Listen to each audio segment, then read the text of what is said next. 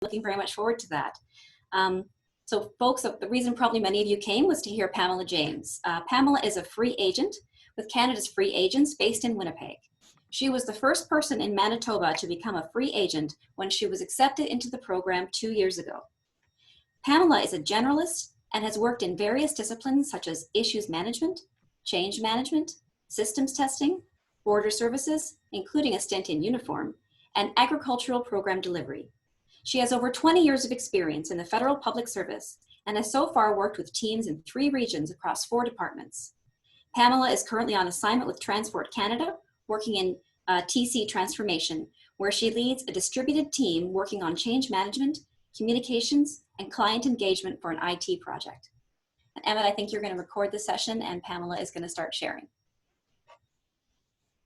Thank you, Jessica. Okay, so I'm going to try sharing my screen, and everyone is directed to please not laugh at my PowerPoint skills. I think this is the way. Okay. Tell me if you can see that screen. I'll assume that's a yes. Okay, great. Okay, so Canada's Free Agents. Here's my wonderful introductory slide. Canada's Free Agents is a program that is about 4 years old. It is, it's a federal government program within Canada.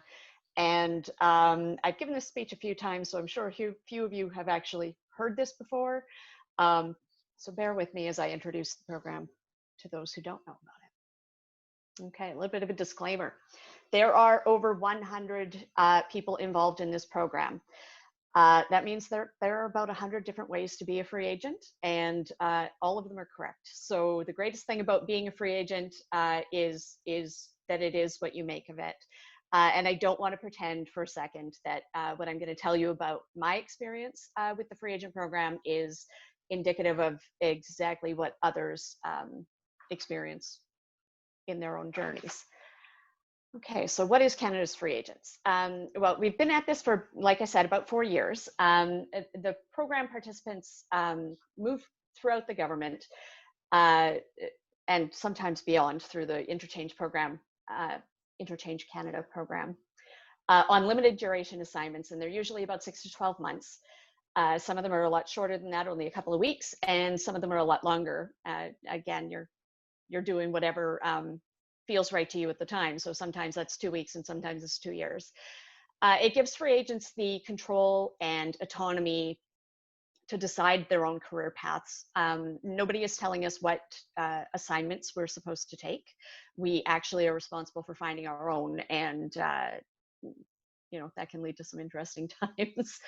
The free agents often work on projects where problem solving and innovation and shorter employment are kind of rules of the road there. As I said, there's 100 of us right now.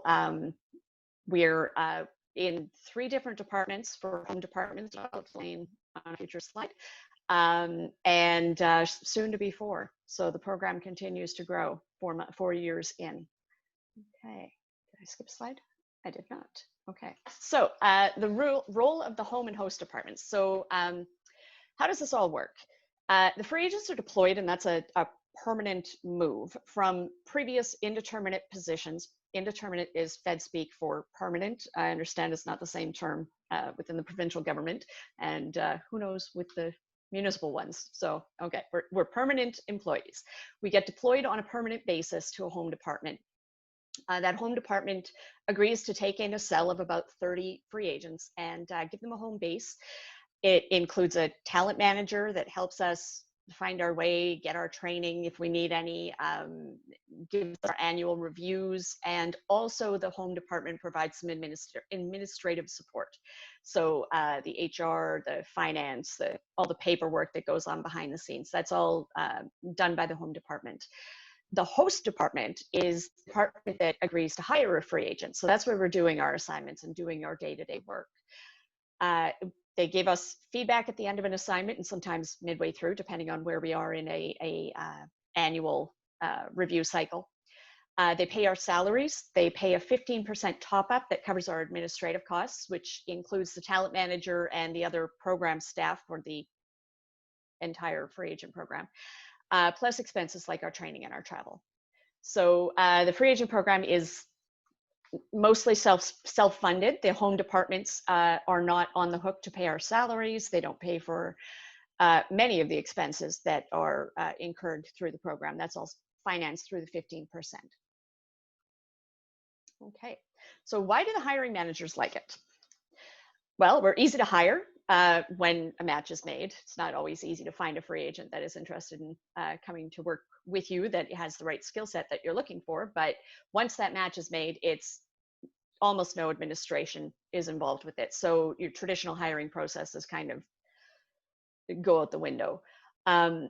Managers that do hire free agents report a very high satisfaction level with our work and with the free agents that they hire, and also indicate a high likelihood that they intend to hire a free agent in the future.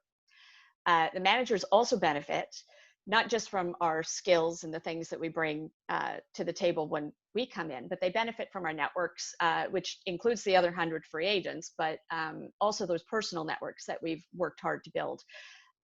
If we find a problem, a situation that we've never faced before, that we don't know what to do with, those networks come in very handy. We always have a friend that we can call and try to sort through things. Okay, so why do free agents like it? I'm trying to kind of race through this so we have time for questions at the end. In a nutshell, it comes down to the autonomy that I mentioned. We choose our own assignments. We choose our own career path. We decide where we want to go, what we want to do, and who we want to do it with. It lets us kind of follow our passions if we have them, work on the career paths that we choose, and for some of us, it helps us find the stinky problems that we like to get stuck in on, if that's our thing. We also tend to choose gigs that let us work how and when we work best. We're way more likely to be working in a flexible work environment than most public servants, especially pre-pandemic. Things are changing now to some degree. That means that if we find that we need to split our day because we're dealing with childcare issues, or we prefer to work from home versus working in an office, we get to choose gigs that, or assignments, gigs that make that possible for us. The culture of the free agents is so welcoming. The last time I did a presentation for the Manitoba public servants, which is a small group of people that Joanne invited me to, thank you, Joanne. I asked the free agent group, what do you want me to tell them? What message would you give to these people about the free agent program and what it means to you? And the answers that I got were all about the culture, the family aspect of being a free agent. I'm still admitting people to this meeting. Okay, so yeah, it's not just me that feels that way. I think that most of us really feel the group is the most important part. Needless to say, with all of these things taken into consideration, most free agents have no intention of leaving the program anytime soon. And that's interesting, because the people who created this program and sponsored it in the beginning keep asking, like, why are you people still here? I thought you'd come in and do a thing and learn a thing and drive your career forward, and then you'd leave. And like, no, we're not going anywhere. Yeah. So what does it take to be a free agent? Who are the free agents? What do they represent? These are the attributes that the powers that be selected to select us by. They tweak them every once in a while, so they may not be exactly the same on our website right now, but more or less this is what they were looking for. When the program was created, the people that were creating it asked whoever the innovation community is within the government of Canada, the leaders in the innovation sphere, for lack of a better word, what they thought a free agent should be, what attributes they should possess. And this is the list they came up with. And the result is you wind up with people who love being free agents and who do work that makes them happy and makes people happy that they hired one. And it also results in 100 vastly different people coming together into this program. We are all such personalities. There's so many different types of people in this group, but with these as the core attributes that people are searching for when they select us, it's also a bit amazing what we have in common when we actually, start to get to know each other. There's just an awful lot that draws us together more than it separates us. So how do we find the right people? Okay, so it's not through traditional hiring methods. The first thing we do in a hiring process is to ask you to do a self-assessment questionnaire to determine whether you think you actually possess the attributes that were on the previous slide. This kind of weeds out a lot of people right away. It helps them to understand a little bit about, okay, so you can understand at the top level how we work. We move around on assignments. It's short term. There's a lot of change. Is that good? So there's that. But then there's also the attributes that people need to possess to actually succeed in this realm. And a lot of people do weed themselves out at that point. And if they don't, they're committed because they know that, like, that's me. I want to be in this thing. And then we move into a multi-step process. There's some written things. There's I did it remotely through WebEx at the time, but there are some group and individual assessments that happen. But they change that up a little bit every time. So there's not a lot of point in me getting too into that. They're innovators. They like to make changes. And then we do some reference checks like you do. And then out of the pool of people that are left, we have to make some tough decisions about who makes it in and who doesn't. And the people who make it in are offered a position, but only if they can go out and find themselves an assignment. It's kind of like the last test you have to get through. And there's a lot of stress involved with that piece. So those people, they panic, we panic, we go out and find an assignment. And when you start your first assignment, that's when you deploy into the program, becoming a free agent officially. And then it just kind of continues from there because you're always panicking about what's your next assignment, but it's a good thing. So how did this change things for me? Okay, so Jessica mentioned that I've been a public servant for over 20 years. And in that time, I have had more than 10 different jobs.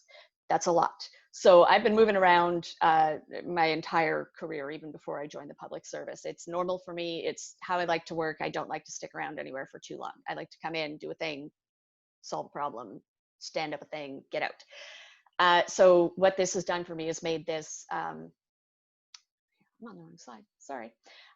It's made it easier for me. Yeah, I've also, I want to say I've met some great people in my career. Some of them are on this call right now. A lot of them are on this call right now. But until I became a free agent, I didn't feel like I had found my people. I mentioned on the attributes slide that there's 100 different personalities here, but we have a lot in common, and it's a family. And it's true. This is my home, and I am not leaving. The program also gave me courage to really jump into some very new things for me and build some skills that I wouldn't have had the chance to build before. And to join some networks that I honestly wouldn't have known existed before I became a free agent. Finding out about the free agent program made me, this is going to sound very ridiculous, but it made me join Twitter. And that's where a lot of the government of Canada networks and things stem from. And, I got involved with a lot of different groups, not just free agents, but other people as well that I wouldn't have known were out there.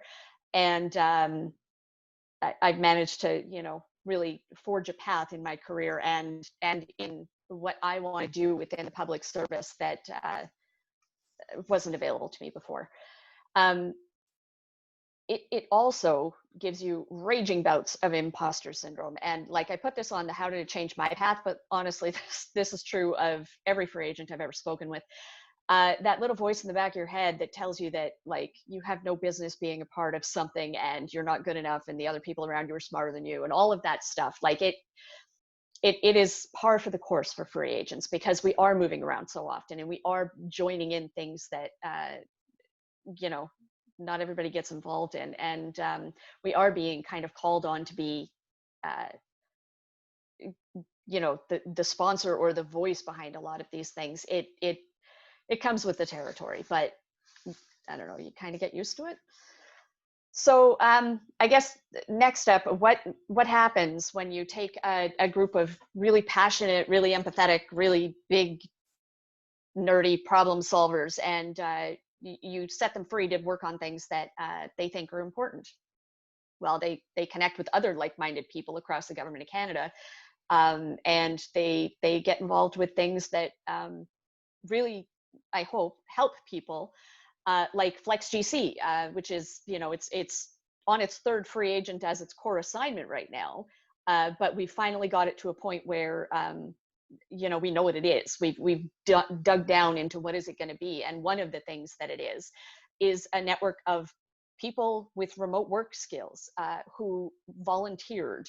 They all except the one free agent who is like, this is their day job. The rest of us volunteered to help share our skills with public servants that are just learning to work remotely, because that wasn't our norm for a lot of people before the pandemic hit. Or there's GC Mobility, which again, it's a free agent's assignment, but it's a whole crew of people that are also volunteering to help out, which aims to like smooth out transitions when you move from one department to the next. We have problems with like security keys and hardware. What do you do with your laptop or your tablet, et cetera? And GC Mobility is hoping to, or helping to rather, smooth out some of those bumps in the road.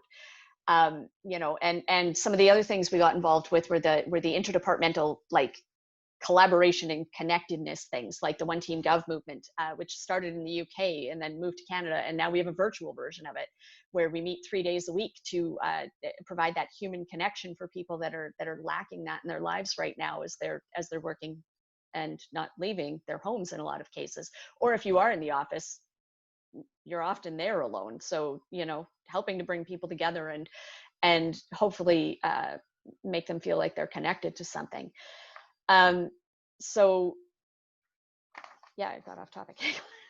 So like we know that we want to just really highlight these things. Yes, we were doing a lot of these things before the COVID-19 thing happened, and a lot of people were kind of trying to move towards remote work, but then someone flicked a switch and everybody wound up working from home. Everybody that's on the call that's working from home, I'm sure, can attest to the fact that this is not normal working from home. This is not planned. I'm doing this intentionally working from home. Like you suddenly found yourself not in the office anymore. So we've coined the term working from home during pandemic, or at home trying to work during a pandemic. There's a lot of different ways that this is getting referred to.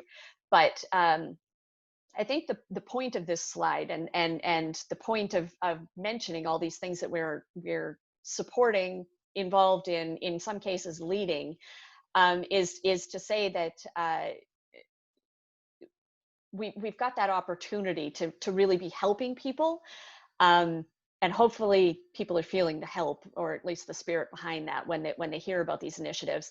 And if you're seeing something here that you think you'd like to get involved in, some of these things are not just Government of Canada opportunities, they are government-wide opportunities. And like everything else, you can find us on Twitter. Try not to laugh. Everything is Twitter these days. So how do you find out more about the free agents? First off, we're going to hopefully have some time left for a Q&A. But secondly, here's a slide that gives you a little bit of information about places that you can go and ways that you can connect with us. We have a Twitter account that is mentioned there, and also a hashtag. And also, GC Collab is open to all levels of government, and even student groups, academic groups, et cetera, that may be interested in joining in. And that's, by invitation. So if anybody wants to get involved with that, you can actually find the GC Collab account on Twitter as well, and they will forward you an invitation, or you can connect with me on Twitter as well. I am at PamJamHildy, for those of you that don't know me. And also the Free Agent Program has a GCpedia page. And lastly, there's our email address. So I'm going to turn the hosting back over to Emmett, hopefully. And first, I'm going to stop sharing, so everybody take a note of that screen. It's also recorded, so you can catch it later if you want to. And bear with me as I try to figure out how to make Emmett the host again. There you are. Yes. Okay. That's those problem-solving skills in action, Pam. I do use Zoom for the One Team Gov chat, so I should know more about this, but I'm not usually the host like of the Zoom. So there you Oh, go. that was great. Thank you. So I saw there was one comment in the chat. What does it take to be a free agent? One of Kieran's question. Karen is a free agent. and she liked that slide. Yeah, because. Oh, I see. It's not a question. Got it. No, it's, yeah. I glossed over a lot of things. So like, feel free to ask me anything, even if it's a stinky, ugly question you don't think I'm going to want to answer. I'm happy to answer it. I have a question. Go ahead. Oh, but Emmett has a question as well. Go ahead, Stephanie. Yeah, okay. So between assignments, when you're looking for your next assignment. You've muted yourself, Steph. Sorry about that. No worries. So when you go between assignments, I'm just trying to find you again, but I can't find you. I'm on my iPhone. When you go between assignments, how long has it gone between assignments, and do you still get paid between assignments, because it's up to you to find your next assignment? Mm-hmm. That's an excellent question. It comes up every time. Yes, you still get paid if you're in between assignments. We recognize that it is in fact our job to find a job, right? So we start looking for assignments long before the one we're in ends. If we start to get towards the end of an assignment and you know, we want to stick around and the project's not over yet, oftentimes we just extend the assignment. That's easy. But if we don't want to extend, or if that's not an option, then finding an assignment becomes very front of mind. And we keep a database of people who have reached out to the program who are looking to hire free agents. So you can actually just go through the assignment sheets that come in and see if there's a fit, make some calls, etc. But I mean, it often comes down to making phone calls to people that you know, putting a shout out on our Slack channels within the free agent program and saying, you know, does anyone know of anything? I'm looking right now. And I mean, oftentimes we post things on Twitter. I hate mentioning Twitter so often, but we do. We post things on Twitter and see if anybody in that network knows of anything interesting that we might want to get involved in. I'm not going to lie, as a regional free agent, there is a little bit more stress involved, or at least there was before everybody started working remotely and saw this as a roadblock in some shops. Now it's hopefully going to be a little bit easier, because when we say, yeah, we're remote, it's like, so's everybody else and everybody's functioning just fine. So we'll see how that develops over time. But yes, you still get paid. Yes, you're panicking trying to find an assignment if you don't have one and your assignment's coming to an end. So we try to be proactive about it and try to have something lined up before it becomes an emergency. It doesn't always work. But if you do wind up with no assignment and you're in between, your home department has the opportunity to actually say, okay, well, you work for us now, and give you work to do, because they have to pay you if no one else is. So there you go. Emmett, do you want to ask your question, or do you want me to just read them and then respond to them in the chat? You can skip over mine. Okay. Well, there have been bumps along the road in developing the program.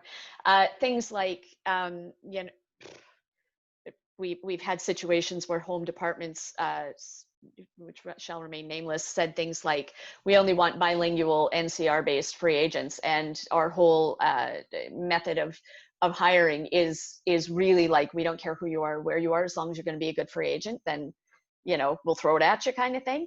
So that kind of was a bit of a bump. We worked that out by breaking the rules a little bit and hiring some NCR-based bilingual free agents for a bit.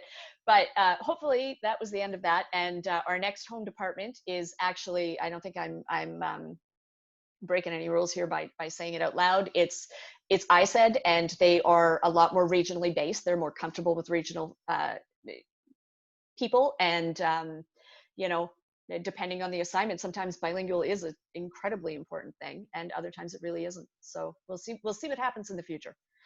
Yeah. Okay. Do you guys want me to read the comments, or do you want to read them to me? What do you want me to do?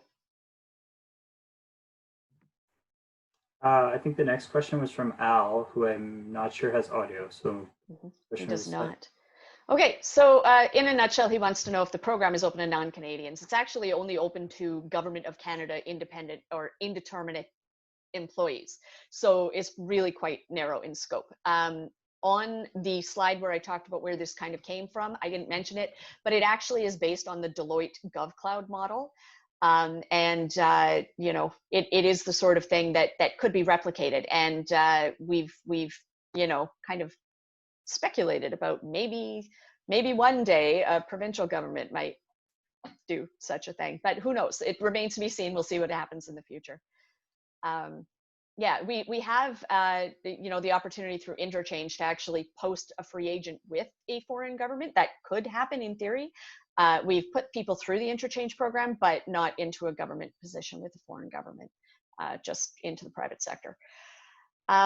Okay, do I ever feel like the littlest hobo solving problems and moving on? I mean, that's my way of working. So yeah, absolutely. But that's my comfort zone, Michelle. So I'm good with that. And do we see the program growing or expanding due to COVID-19?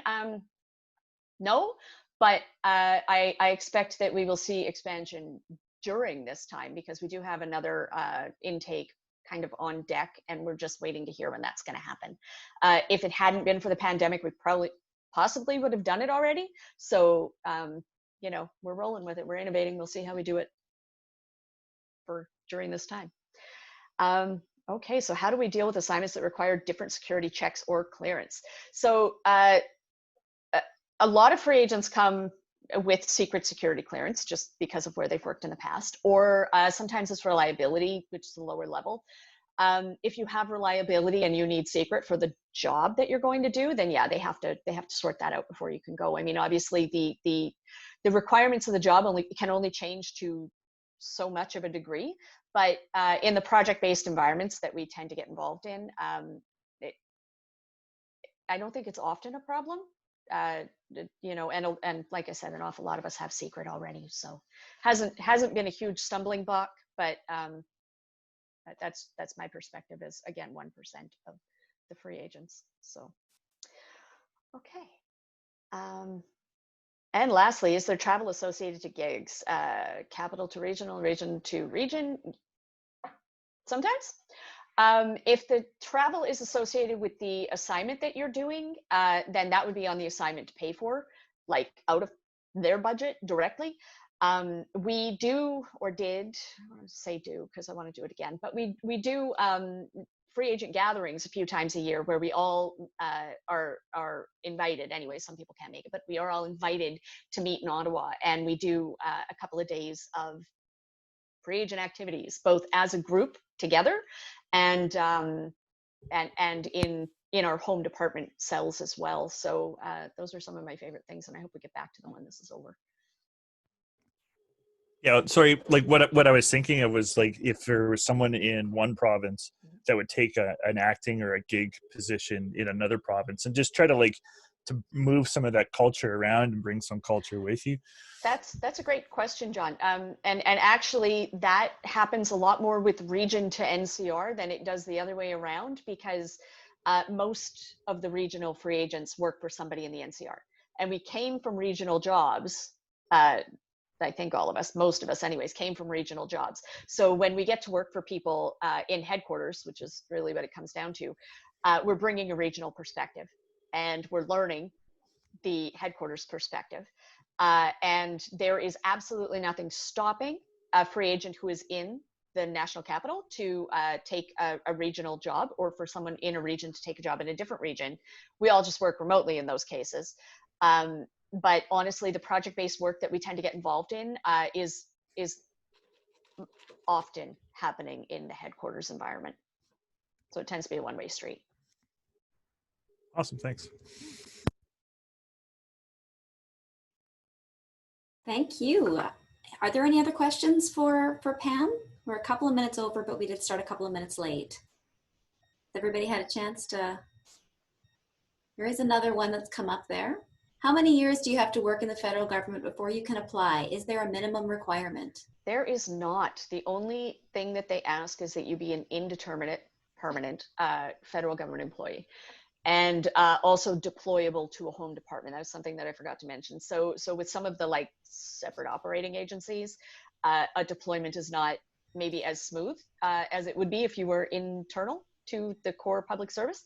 Some of them it's not a problem, but given our literature, which I reviewed before I wrote this presentation, I was given the impression that there may be some separate operating agencies for whom this would be a challenge.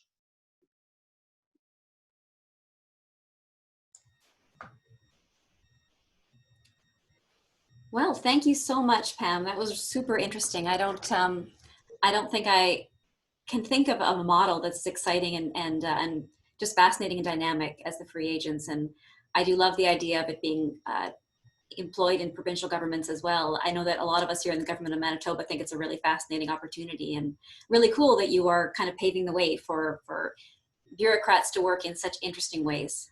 Thank you so much for coming today. I think this is the point in time where we would give you a gift or something, but I will just have to promise to take you out for coffee or lunch or something when we can move around in society again. I accept your offer. Thank you, Jessica, for having me. This was a lot of fun. Thanks, Emmett, for the invitation. Thank you. Thanks, Pam. We're going to take a brief break so folks can run away and grab